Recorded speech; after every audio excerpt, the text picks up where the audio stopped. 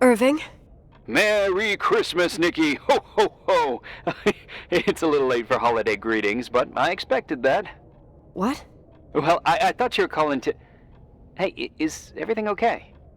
Yes. I mean, I don't think so. No. What happened? I think I sleepwalked. Like in the old Laurel and Hardy movies? I'm serious. I woke up in church, standing in front of the lectern. Wow. Does that happen a lot? No!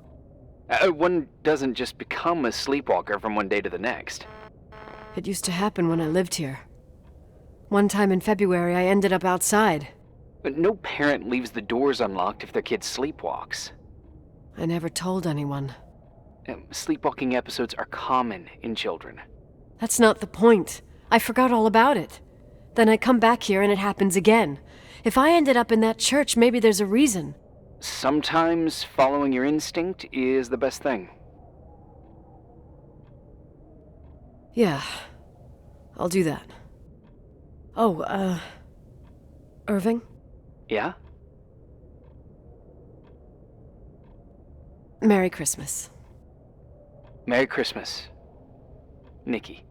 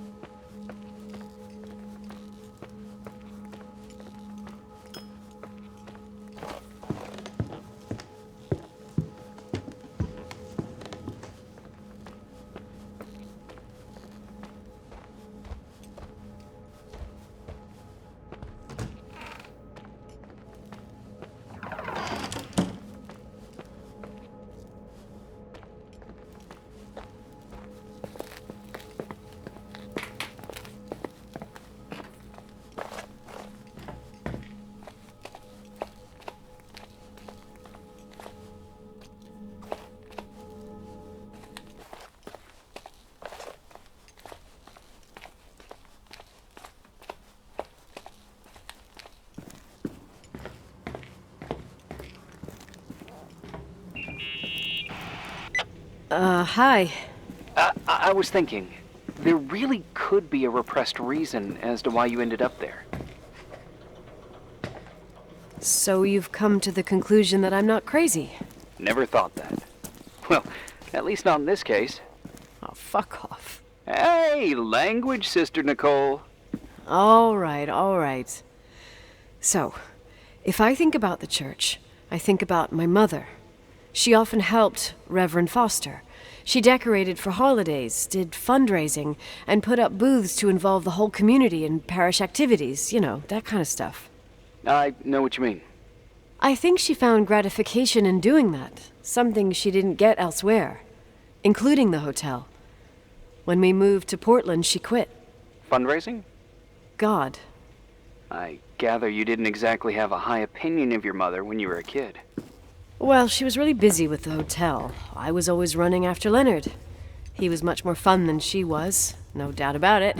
He was a philosopher capable of calculating the motion of celestial bodies while taking apart and refitting a motorcycle in less than half an hour. What about her?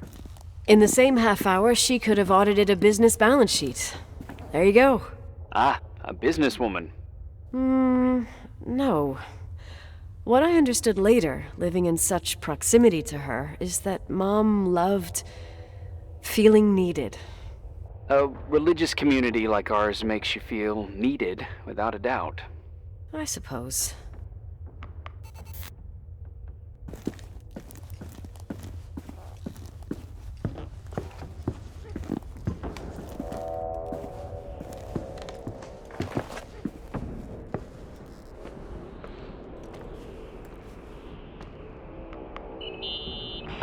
Nikki?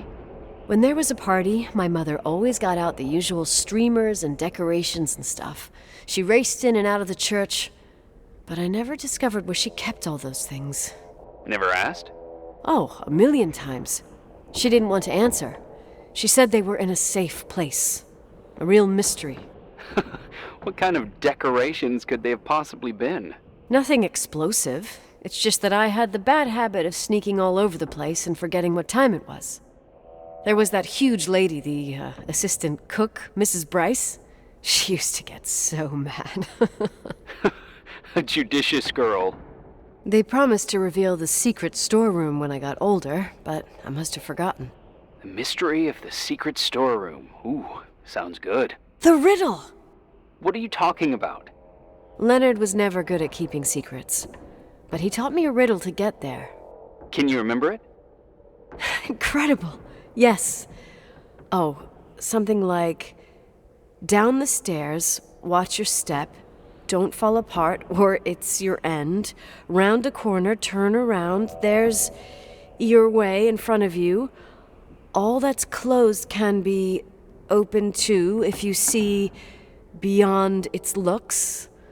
But how can I remember it? How... it's... Wow. Total mystery. Want to play? Yes, I need to think about it. I have no idea what it means. I'll call you if anything comes to mind.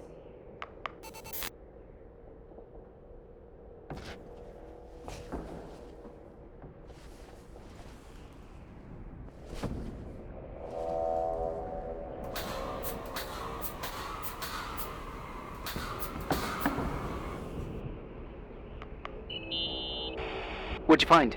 The paintings of the saints. I was convinced Leonard had gotten rid of them. Why? He liked saying that it was more likely to find God in a supernova than in a church. I don't see what he had in common with the Reverend Solomon Foster. They mostly talked for long stretches, in between chess moves up in the attic. United by pawns and bishops, but divided by the saints. Divided by everything else, I'd say.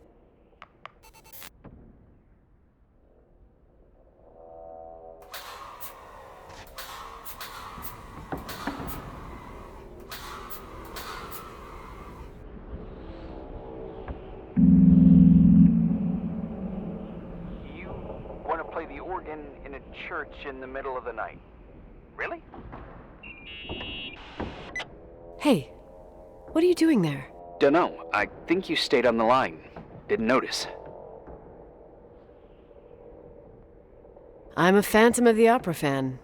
It's been years since anyone played it. My mother's heart would break to see it like this. She adored it. You should take it with you. To play it. In Portland.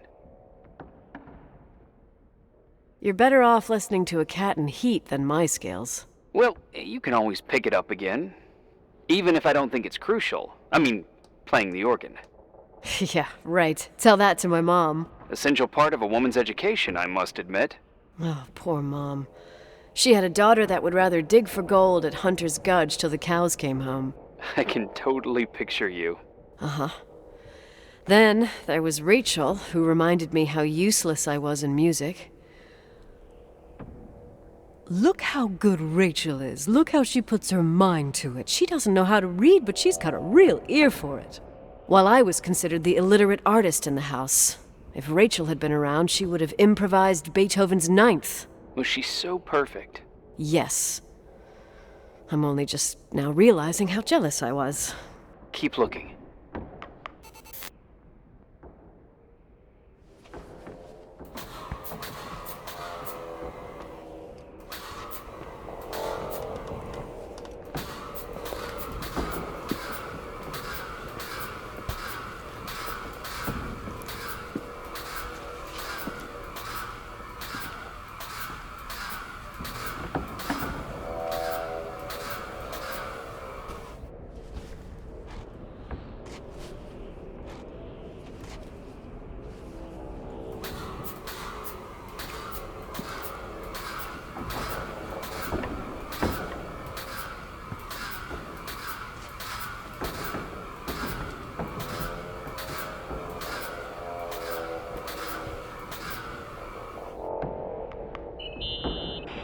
Someone broke into the church. Some fucking screwed up camper. Oh, your father left it open for mountain wanderers. Goddamn sons of... Ugh. I'll have to clean up this mess before Jenkins shows up. Yeah, keep an eye out.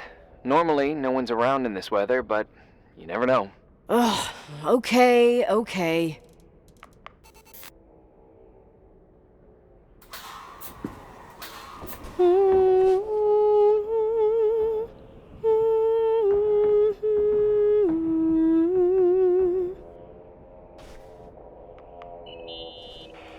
You practicing for the church choir now? I know this tune. The souls that come out of their graves. It's from the book of Revelation. Can I ask you about your mysterious father, who you only sort of mention? My father was nothing like Leonard. Well, I don't know what happened between you, but if you want to talk about it, I will. But not now. It's complicated. Yeah, I get that. Believe me, I do. Thanks.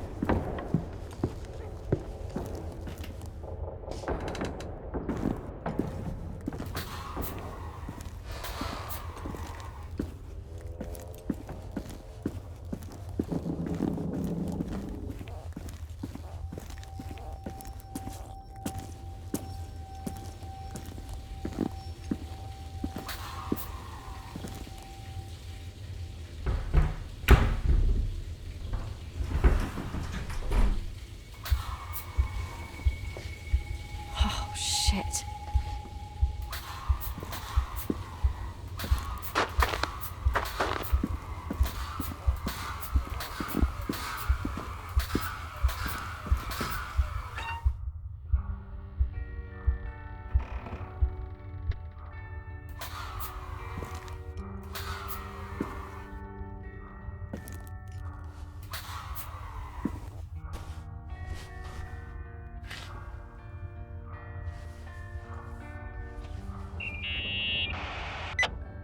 Shit. So, found the mystery decorations? No decorations. Is everything okay?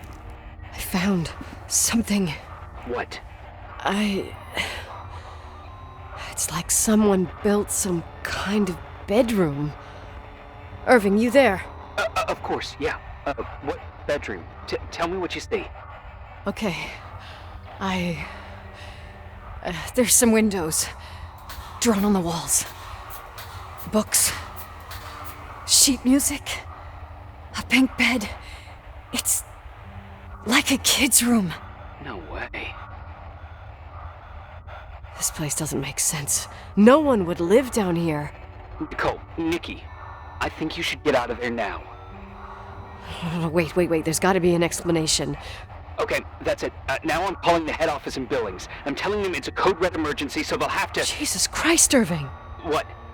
This is all Rachel's stuff. Understand? It's her room, a replica. You don't know that. You can't know what her room looked like. Everything here reminds me of her. Let me look around. I'm sure I'll find an explanation. But my other hand's on the red phone. Keep it there, but don't make the call. I need to figure out what's going on here.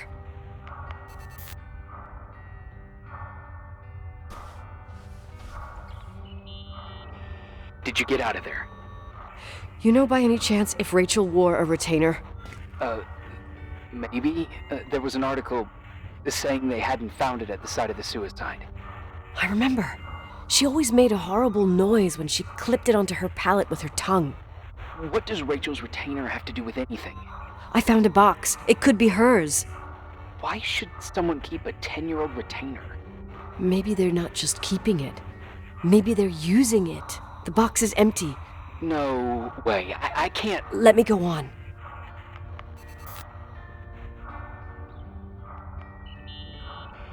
Hey, can I make that call now?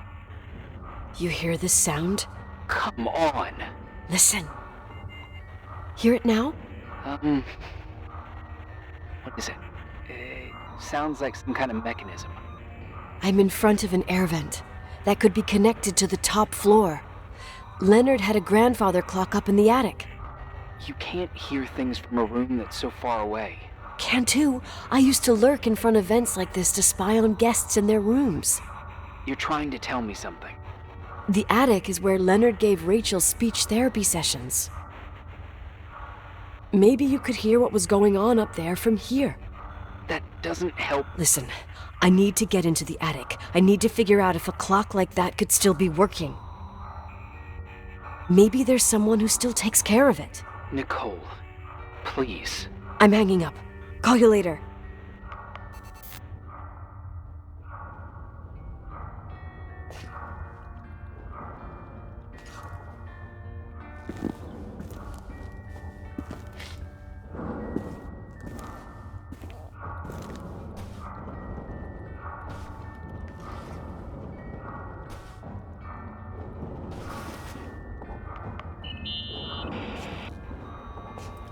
Hey, can you hear me? Yes. We have to call someone. You have to get out of there right now. No. I found a key. It's from my old music box, the one in Leonard's room. I'm having a hard time following. If everything in here is Рэйчел's, then why is my music box's key here? I don't know and I don't want to know. Tell you what I think? Someone could have been in your room. It doesn't matter. How can you be so calm? If someone was in there, he's not here now. I need to grab the chance to figure out what the hell is going on, or went on, here.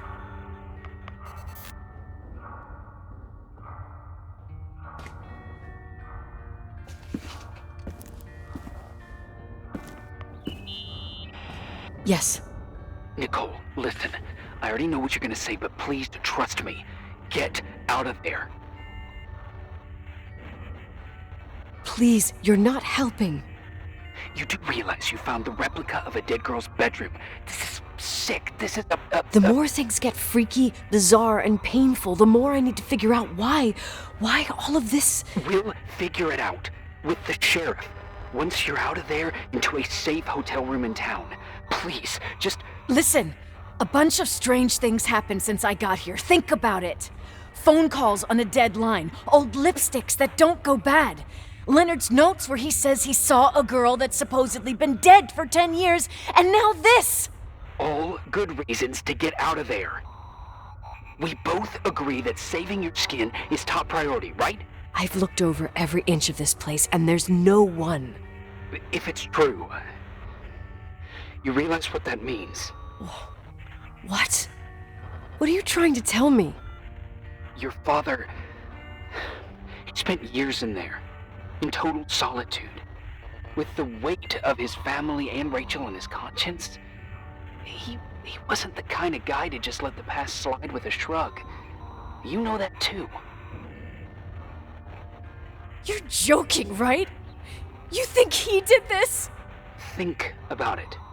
That room could be an act of love.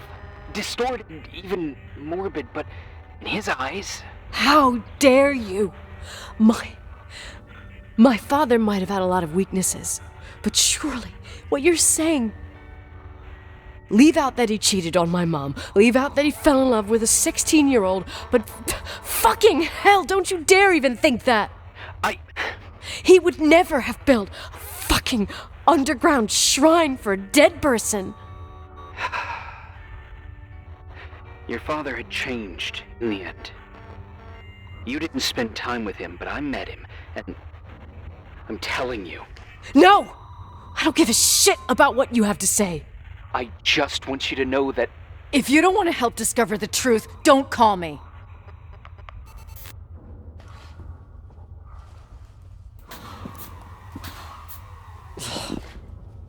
Asshole. How dare you? You don't know shit. You don't know fuck. Finally, a bit of peace and quiet. It'll help me clear my head without those incessant phone calls. I'm not a fucking switchboard, for fuck's sake. Okay, let me piece things together. I just found out there's a room dedicated to Рэйчел Фостер in my father's hotel. Maybe with items from her real room. Holy Jesus, that's freaky. Some people think she didn't commit suicide, and some even think she's still alive. Maybe if I think through my steps, I can work something out. First thing, the phone call. They said Рэйчел isn't dead. Then the lipstick from 10 years ago turns up, still good. And then my father's various notes where he says he still sees her.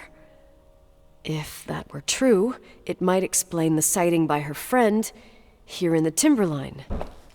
And now I find her retainer box, but no retainer. That room might not be a reconstruction. If Рэйчel didn't kill herself, Рэйчel could have lived here. But if she's still alive, why doesn't she tell her parents? Unless they're all in cahoots. No suicide, no timberline money. No, I'm just being paranoid. And then there'd be no reason for her to live in a fucking underground replica of her room.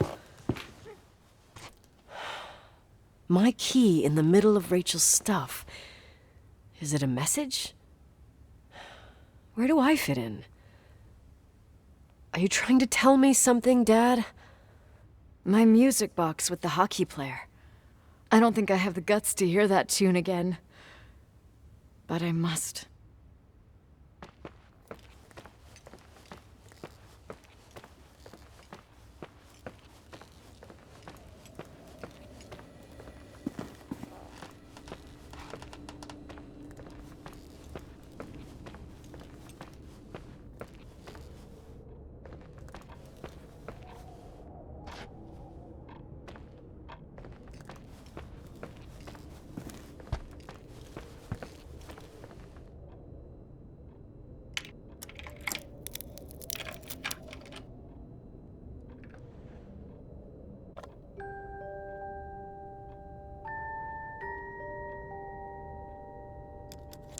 The 27th of December, 1983.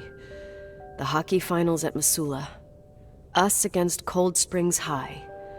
We won by sudden death after a 3-hour game, and I got the medal for the most number of face-offs won. According to the papers, that was the night Рэйчel killed herself. Coming home, Mom barely had the time to pull into the garage that I was already racing up to you, waving the medal in your face, Daddy. I was so happy. But you had other things on your mind, right? And you and Mom started fighting. Voices getting louder.